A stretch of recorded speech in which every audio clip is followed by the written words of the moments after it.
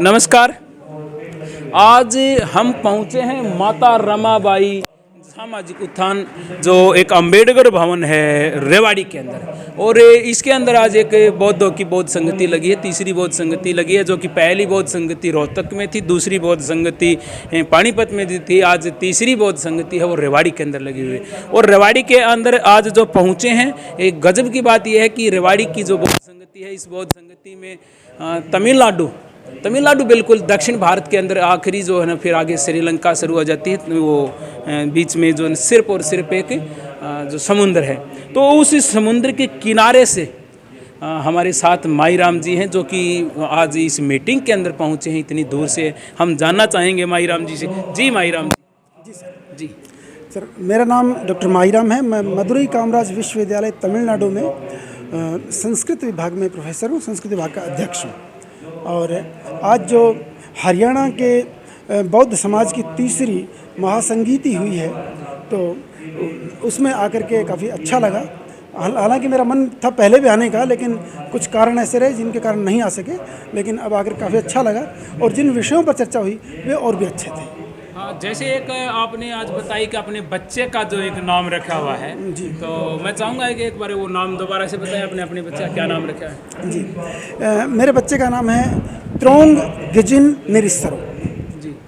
यह क्योंकि मैं बुद्धिस्ट हूँ और बौद्ध परंपरा को मानने के लिए मुझे लगा कि बौद्धों के नाम ऐसे होने चाहिए जो जिनसे लगे कि हाँ ये अलग है। जिस तरह से किसी मुसलमान के नाम के साथ ज़हीरुद्दीन मुसलमान नहीं लिखा होता, ज़हीरुद्दीन मोहम्मद लिखा होता है। अच्छा, ये भी हम गलत सोचते हैं, वहाँ अगर खान लगा हो तो खान मुसलमान ही होगा, क्योंकि मंगोलिया में सारे खान हैं लेकिन बुद्धिस्ट हैं। तो इसलिए बौद्धों का अपना नाम ऐसा हो जिससे बौद्धों को समझ में आए कि हाँ बौद्ध है, लेकिन और लोगों को पता चले हाँ ये कुछ तो अलग है। तो इसलिए मैंने थेरवादी परंपरा जो दक्षिणी एशिया के देश हैं जिनमें उनमें होती है, वहाँ से उनकी भाषाओं से एक शब्द लिया जो शून्यता का प्रतीक है, निरात्मता का प्रतीक है, वो है त्रोंग। ये वियतनामीज भाषा का शब्द है त्रोंग, जिसका अर्थ है शून्यता, निरात्मता, जो बुद्ध धम्म की अपनी इकलौती पहचान है पूरी दुनिया में। उसके बाद दूसरा जो शब्द लिया गिजिन, तो गिजिन जो शब्द है जापानी भाषा का शब्द है, प्राचीन जापानी भाषा शब्द, आधुनिक नहीं।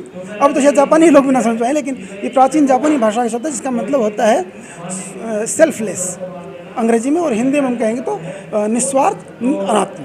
और जो तीसरा जो शब्द है ये है हमारे देश की अपनी प्राचीनतम भाषा, जिसको प्राचीन काल में मागधी भाषा कहते थे, लेकिन बाद के लोगों ने, आधुनिक लोगों ने उसको पाली भाषा कहा है। तो उस पाली भाषा का शब्द है कि निरीश्वरो, मतलब गॉडलेस, निरीश्वर। तो इस तरह से इन तीन शब्दों से बच्चे का पूरा नाम बना त्रोंग गिजिन निरीश्वरो। ये जो है बच्चे का नाम है, और ये देखने में, ये सुनने में एकदम अलग लगता है, लेकिन जो भी बौद्ध देश में वो पहचानते हैं। क्यों रखा आपने ये नाम? ये नाम क्यों रखा? सर, ये नाम इसलिए रखा क्योंकि इससे उस बच्चे की पहचान किसी भी अन्य धर्म से नहीं होगी, वो साफ साफ सीधे बौद्ध पहचान मिलती है इससे। क्योंकि जो भी व्यक्ति इस नाम को सुनेगा, अगर कोई हिंदू सुनेगा तो उसका विश्वास हो जाएगा हिंदू तो नहीं है, कोई मुसलमान सुनेगा तो उसका नाम मुसलमान भी नहीं है, कोई सिख सुनेगा, सिख नहीं कह सकता ये कोई सिख है, क्योंकि नाम से कुछ मैच नहीं करता।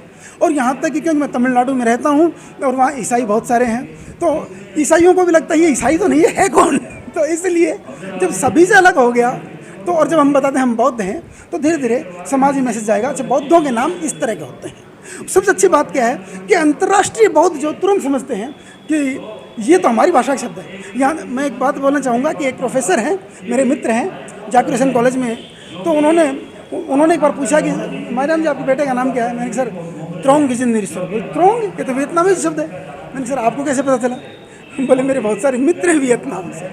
तो कहने का मतलब, अगर एक वियतनामी जानने वाला आदमी समझ सकता है वियतनामी शब्द है, लोगों को कैसा लगेगा? उनको लगेगा अपना ही है।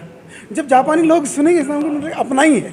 और जो भी थेरवादी देशों के लोग हैं, अगर उनको लगेगा निरीश्वरो, तो वो लगेगा अच्छा ये तो पाली का शब्द है। तो कहने का मतलब इस तरह से बौद्ध लोग पहचान लेंगे ये हमारा है, और जो बौद्ध लोग नहीं है वो ये महसूस करेंगे ये अलग है कुछ। तो कौन सी कक्षा में पढ़ता आपका बच्चा ये जिसका नाम आपने ये रखा? सर, अभी उसने 5वीं कक्षा के एग्ज़ाम दिए हैं, अब 6ठी कक्षा में एडमिशन लेगा जी। अच्छा, तो बुद्धिज्म से कब से जुड़े हुए हैं आप? जो इतना अपने नाम भी बच्चे का इतना गहरा रखा है, जो 5 साल रखा, बच्चा आपका 6 साल हो गया और 6 साल पहले, यानी कि 12 साल पहले आपने एक बच्चे का नाम रखा, तो इतनी गहराई में जाके नाम रखा। जी तो सर। कितने टाइम से आप बुद्धिज्म से जुड़े? सर दरअसल मैं बुद्धिज़्म से प्रभावित तब हुआ जब मैंने पहली बार बाबा साहब के बारे में पढ़ा, लेकिन तब मुझे बुद्धिज़्म बहुत अच्छा नहीं लगता था, क्यों? क्योंकि एकदम ही सब कुछ अलग अलग था। लेकिन धीरे धीरे मैं सोच रहा था कि जो धर्म परमात्मा को नहीं मानता, फिर उसमें प्रार्थना कैसे होगी? वो लोग किस तरह से अपने आध्यात्मिक फीलिंग्स को एक्सप्रेस करेंगे? लेकिन जब मैं 12वीं क्लास में था तो मुझे याद आया कि 12वीं क्लास में एक जातक कथा थी, सुपारक जातक, तो उसमें बताया गया था कि बौद्ध लोग प्रार्थना कैसे करते थे। उससे मुझे अंदाजा आया, अच्छा ये तो कर्म को ही सेंटर में रखते हैं कि अगर मेरे कर्म अच्छे हैं तो ऐसा ना हो। ये उनकी प्रार्थना होती थी, ये प्राचीन बौद्धों की। मेरे मन में और ज़्यादा जिज्ञासाएँ उत्पन्न हुई। उस ज़माने में हरियाणा में कोई बहुत परंपरा नहीं थी। मैं खोजता रहा, बाबा साहब का साहित्य पढ़ा, और उसके बाद जब मैं दिल्ली चला गया तो वहाँ दिल्ली जाने के बाद मुझे कुछ बौद्ध साहित्य और पढ़ने को मिला, और इधर मैंने हिंदू धर्म के जितने भी प्रमुख उत्तर भारत के संप्रदाय थे, पंथ थे, उन सबका अध्ययन कर लिया था। चाहे ब्रह्मा कुमारी, गायत्री परिवार, मुनि समाज, जो भी हैं, इनके मतलब बहुत सारे मैंने पढ़ लिए थे, इसलिए इनके सिद्धांतों से मैं क्लियर था।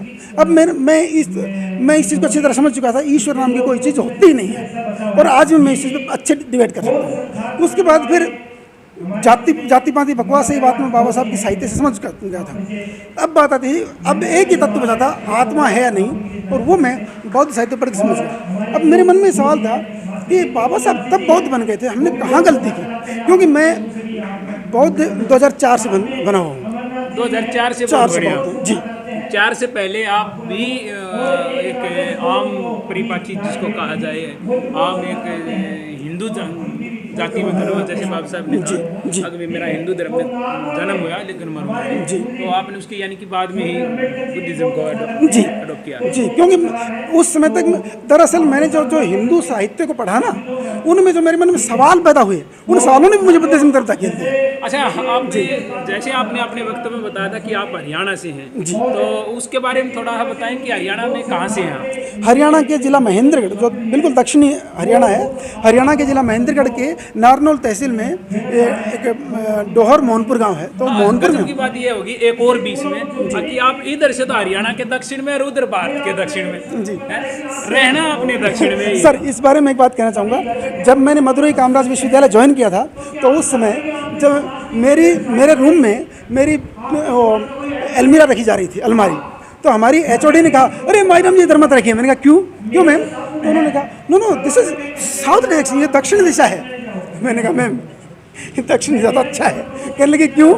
क्योंकि मैडम ब्राह्मण थे और भाई उनके यहाँ तो ये चलता है। मैंने कहा देखिए, मेरा जन्म हुआ हरियाणा के दक्षिण में, ठीक है, मेरी पढ़ाई हुई दिल्ली के दक्षिण में, JNU में, उस बाद मुझे नौकरी मिली दक्षिण भारत के तमिलनाडु में, उसमें भी दक्षिण में, उसके भी दक्षिण। तो इसलिए मेरे जीवन में दक्षिण का अलग रोल है, इसको बुरा नहीं मानता। भारत के दक्षिण में तमिलनाडु है, लेकिन आप तमिलनाडु के भी दक्षिण में हैं। जी, उसकी भी एक और गजब की परिकल्पना देखो कि आपने रहना ही दक्षिण में है, दक्षिण से बाहर आपने निकलना ही नहीं है। तो कितना टाइम होगा आपने उसमें तमिलनाडु जॉब करते? मैं 2010 से वहाँ हूँ। अच्छा, 2010 से जॉब कर रहे हैं आप? जी।